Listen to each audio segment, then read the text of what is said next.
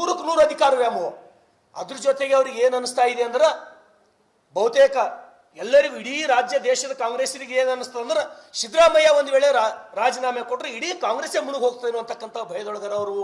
ಸಿದ್ದರಾಮಯ್ಯ ಅವರು ರಾಜೀನಾಮೆ ಕೊಟ್ಟರೆ ಇಡೀ ದೇಶದೊಳಗೆ ಕಾಂಗ್ರೆಸ್ಸೇ ಮುಳುಗಿ ಹೋಗ್ತದ. ಇಡೀ ದೇಶದ ಕಾಂಗ್ರೆಸ್ಸಿನ ಬೆನ್ನೆಲುಬು ಯಾರು, ಸ್ಪೈನಲ್ ಕಾರ್ಡ್ ಯಾರು ಅಂದ್ರೆ ಸಿದ್ದರಾಮಯ್ಯ ಅವರ. ಆ ಕಾರಣಕ್ಕಾಗಿ ಇವತ್ತು ಮಾನ ಮರ್ಯಾದೆ ನೀತಿ ಕೆಟ್ಟವರೆಲ್ಲರೂ ಅವ್ರ ಬೆನ್ನಿಗೆ ನಿಂದಿರ್ತಾರ. ಇದ್ರ ಜೊತೆಗೆ ನಾನು ಮುಂದೆ ಹೋಗಿ ತಾವು ಅಬ್ಸರ್ವ್ ಮಾಡ್ರಿ. ನೀವೇನ್ ಹೇಳಿದ್ರಿ ಮಾಧ್ಯಮದೊಳಗ, ನಾನು ವಾಪಸ್ ಕೊಡ್ತೀನಿ ಸೈಟ್ಗಳು 65 ಕೋಟಿ ನನಗೆ ಕೊಡ್ರಿ ಅಂತ ಹೇಳಿದ್ರಿ. ಇವತ್ತು ನಿಮ್ಮ ಧರ್ಮ ಪತ್ನಿಯರು ಪತ್ರ ಬರೀತೀರಿ, ವಾಪಸ್ ಕೊಡ್ಲತ್ತೀರಿ. ನೀವು ದುಡ್ಡು ತೊಗೊಂಡ್ರ ಈಗ ನೀವು? ಇದು ನಿಮ್ಮ ನೈತಿಕತೆನಾ? ಇದು ಜನ ನೋಡಲ್ಲ, ಜನರಿಗೆ ಗೊತ್ತಾಗಲ್ಲ. ಸಂತೋಷ್ ಹೆಗಡೆ ಹೇಳಿಕೆ ಕೊಡು ಅಂತ ಹೇಳಿ ನಾವೇನು ದುಡ್ಡು ಕೊಟ್ಟು ಹೇಳಿಸ್ತೀವ ನಾವು? ಸಂತೋಷ್ ಹೆಗಡೆ ಭಾರತೀಯ ಜನತಾ ಪಾರ್ಟಿ ಕಾರ್ಯಕರ್ತನ?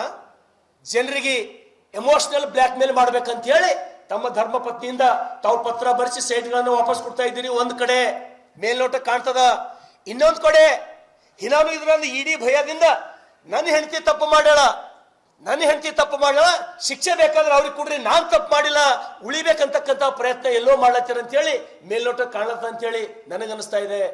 ಹಾಗಾಗಿ ನಿಮ್ಮ ರಾಜಕೀಯ ಬದುಕು, ನಿಮ್ಮ ಇಡೀ ರಾಜಕಾರಣದ ಬದುಕು ಏನಾದರೂ ಪೂರ್ಣ ಆಗ್ಬೇಕಂದ್ರ, ಈ ರಾಜ್ಯದ ಜನ ಮತ್ತೆ ಸಿದ್ದರಾಮಯ್ಯ ಅಂತೇಳಿ ಕರಿಬೇಕು ಅಂದ್ರ ನೀವು ಇವತ್ತೇ ರಾಜೀನಾಮೆ ಕೊಡ್ಬೇಕಂತ ಹೇಳಿ ನಾನು ಆಶೆ ಮಾಡ್ತೇನೆ. ಧನ್ಯವಾದ.